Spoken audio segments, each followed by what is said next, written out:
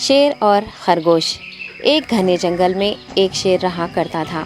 وہ تمام جنگل کا بادشاہ تھا، لیکن وہ بادشاہ جیسے پیش نہیں آتا تھا۔ ہر دن بے رحمی سے جنگل کے جانوروں کو کھا جایا کرتا تھا۔ شیر کے خوف سے جنگل کے جانور چھپ جایا کرتے تھے اور خود اپنی بھوک و پیاس کو مار کر سخت مشکلات سے دوچار ہونے لگے تھے۔ اس طرح کچھ دن بعد جنگل کے تمام جانور ایک مقام پر جمع ہوئے اور شیر کے شر سے محفوظ رہنے کے لیے سب مل کر رائے مشورہ کرنے لگے۔ سب نے اپنی اپنی بات رکھی اور آخر میں ایک گیدڑ نے کہا، میرا خیال ہے کہ ہم روز شیر کے ہاتھوں مرنے کے بجائے ہم خود ایک بار شیر کے پاس چلے جائیں۔ اس طرح روزانہ شیر کسی ایک کو کھا لے گا اور ہم سب اپنی اپنی باری سے چلے جائیں گے اور بلا خوف و ڈر سکون سے زندگی گزاریں گے۔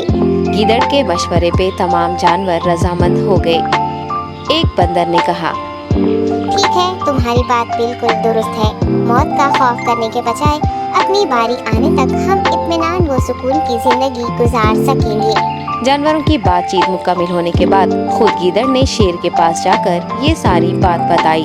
گیدڑ کی باتیں سننے کے بعد شیر نے کہا، میں بادشاہ ہوں، اس لیے تم سب کی بات مان رہا ہوں، لیکن ایک بات غور سے سن لو۔ اگر کسی دن مجھے جانور ملنے میں تاخیر ہو جائے تو میں خاموش نہیں بیٹھوں گا اور دوبارہ تم سب پر حملہ کرنا شروع کروں گا۔ شیر نے بڑے غصے سے یہ سب کہا۔ شیر کی باتیں سن کر گیدڑ نے سر ہلاتے ہوئے حامی بھر دی اور وہاں سے چلا گیا۔ اس دن کے بعد ایک ایک جانور بلا ناغہ اپنی اپنی باری کے مطابق شیر کے پاس جانے لگے اور شیر سکون سے اپنے پاس آنے والے جانوروں کو مار کر اپنی بھوک مٹانے لگا۔ یہ معاملہ ایسے ہی چل رہا تھا اور ایک دن شیر کے پاس جانے کی باری ایک خرگوش کی آئی۔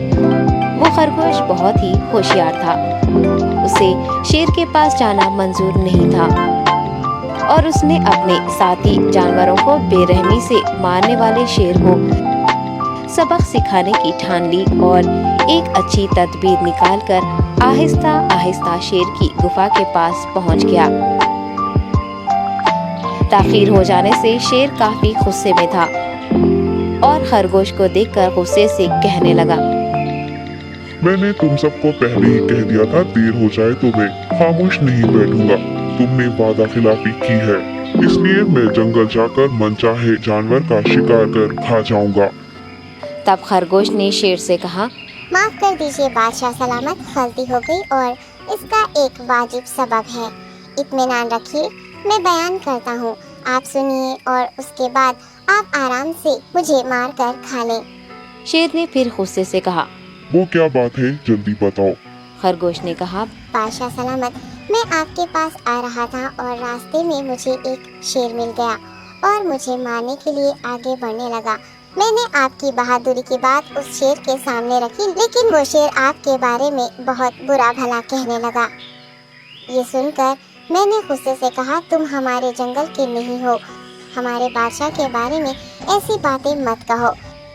یہ سن کر وہ شیر مجھ پر حملہ کرنے کے لیے تیار ہو گیا۔ یہ دیکھ کر میں نے کہا، تم مجھے مارو گے تو ہمارے بادشاہ تمہیں ہرگز نہیں بخشیں گے۔ تب اس شیر نے کہا، تمہارا بادشاہ میرا کیا کر لے گا؟ میں نے کئی ہاتھیوں کو اپنے پنجے سے مار گرایا ہے۔ تمہارا بادشاہ ہو یا کوئی اور ہو، میرے ہاتھوں بچ نہیں سکتا اور میرے سامنے کوئی ٹک نہیں سکتا۔ میں اسے ختم کروں گا۔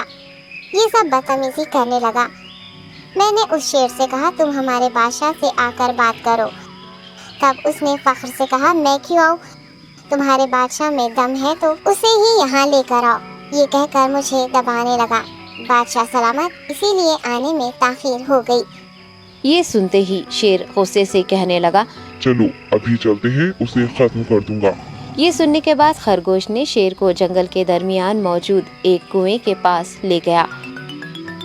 خرگوش نے کہا، بادشاہ اس کے اندر دیکھیے، وہ وہاں آپ کا بے صبری سے انتظار کر رہا ہے، آپ اسے اچھا سبق سکھائیے۔